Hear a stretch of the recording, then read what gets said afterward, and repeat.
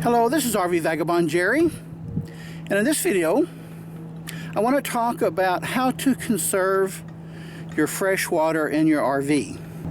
I've got a lot of tips for you. First, let me tell you about my motorhome. It has an 80-gallon freshwater tank, and that normally will last me at least 2 weeks between needing to fill it. Sometimes I can go up to 3 weeks or maybe a couple days more if I make an effort to conserve water. And this last winter, I went on a 35-day trip down into Mexico. And that was the ultimate test for me, because I had made a commitment not to fill my freshwater tank anywhere in Mexico, because I didn't want to get that nasty Mexico water into my freshwater tank. So I did various things to make a special effort to conserve as much as possible of my fresh water.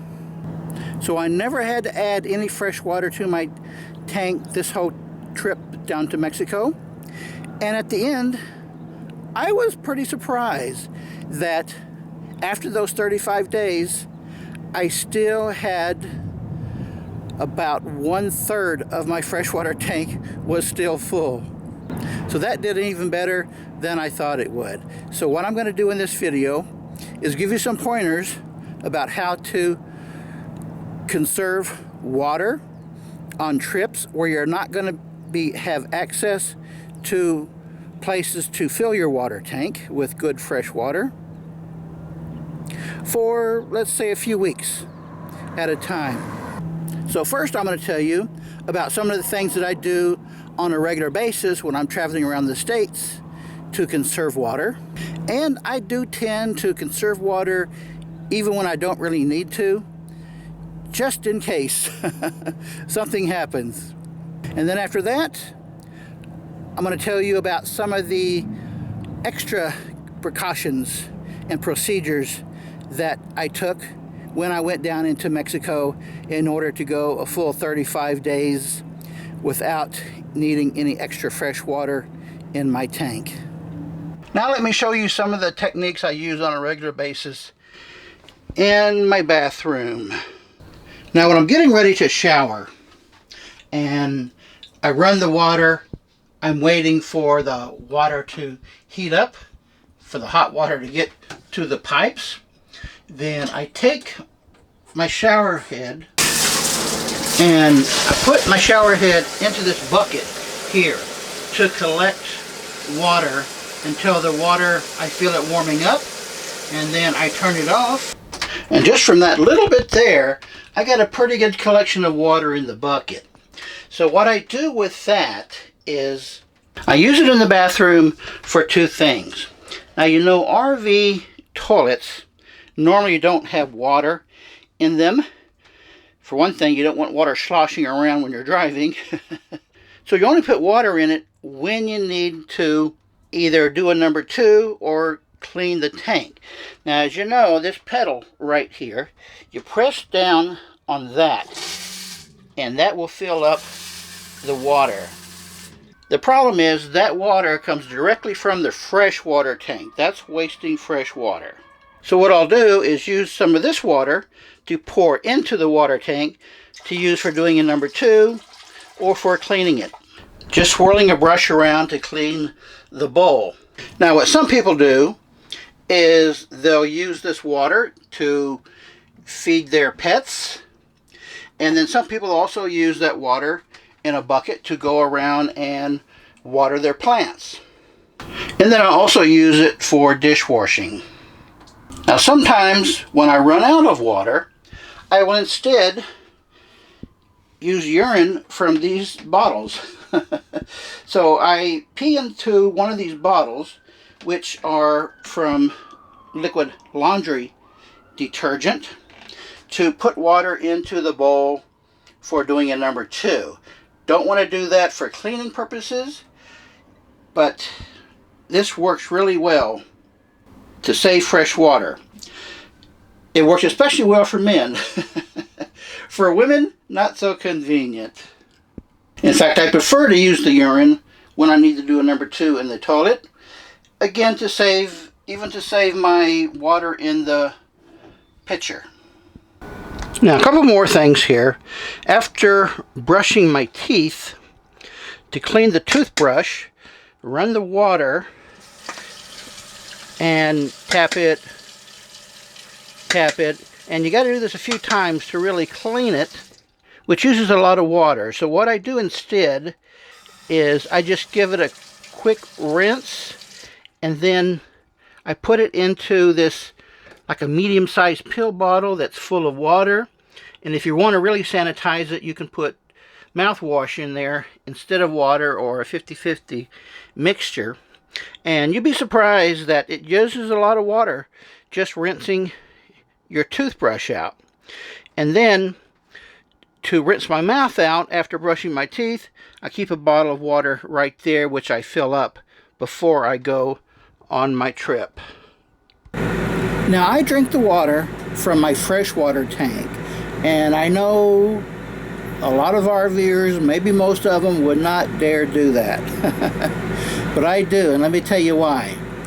For one thing, I don't want to be going to the store and dragging cases of water bottles back and forth, or these giant bottles. I'd rather drink from my freshwater tank. However, it's well filtered before I do. In fact, the water that I drink goes through 5 different water filters before it gets to my mouth. So let me show you where that comes from. I have this water faucet here in my kitchen sink, and before it gets to that faucet, it goes through 5 water filters. And these are the bottles that I fill up with drinking water that I keep in my refrigerator, which I like to have early morning and in the evening when I usually drink water. I also filled up these bottles, and there must have been at least 3 to 4 dozen Coke and other soda bottles that was completely filled up before I crossed the border into Mexico. I also drink a lot of iced tea, so I had 4 of these bottles full of iced tea before I went to Mexico. And I fill up all of these bottles from this pitcher, which I use because it takes a lot of time to get water out of there. And I keep that in the sink. And also, hand washing, I found, uses a whole lot of water. So I got this big jug with a spout like this, where I can wash my hands in the sink. And the water that I put in here, strictly for hand washing, is the water that I got from the RV parks in Mexico.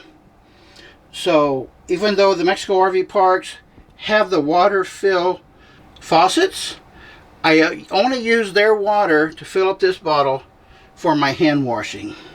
And in one of my outside storage compartments here, I have some bottles in here. So I keep a couple of these gallon jugs full of fresh water, and this 3-gallon jug here, just in case I needed it. This is my freshwater tank, which you can see is about half full. And if I needed to, I would take that 5-gallon bottle of water and some other gallons and gravity fill into that freshwater tank. And even though it doesn't have a gravity fill feature, I figured out a way to do it anyway, and I made a video about that a few years ago that you could find on my channel if you need to. Now, I've got one more thing to tell you. The one activity that uses the most water is showering. And in my whole 35-day trip to Mexico, I never once used a shower in my motorhome. I always showered at the showers provided by the RV parks and campgrounds where we stayed. And even though it's that nasty Mexican water, it doesn't really make a difference if you're not drinking it. Just take your own bath soap and a towel to go to the showers. And so that saved a whole lot of water as opposed to showering in my own motorhome shower. Now in the States, some campgrounds you may be staying have showers. They don't have electricity. They may or may not have a water fill to fill your tank, but typically they will have drinking water and showers and restrooms. So if you're really conserving water, the best thing you can do is find some other way of showering. Well folks, I hope this video has helped you.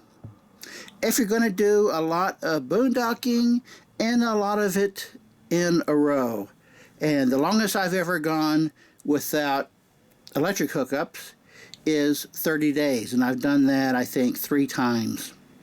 So if you're going to go out in the desert or out on a lake, someplace where you're going to be a few weeks, you're worried about running out of water, follow these tips that I gave you and you'll make it through. Unless maybe if you have a much smaller freshwater tank than I do, like I said, mine is 80 gallons. If yours is 30, 40, 50 gallons, then you may need to be very, very conservative in water conservation.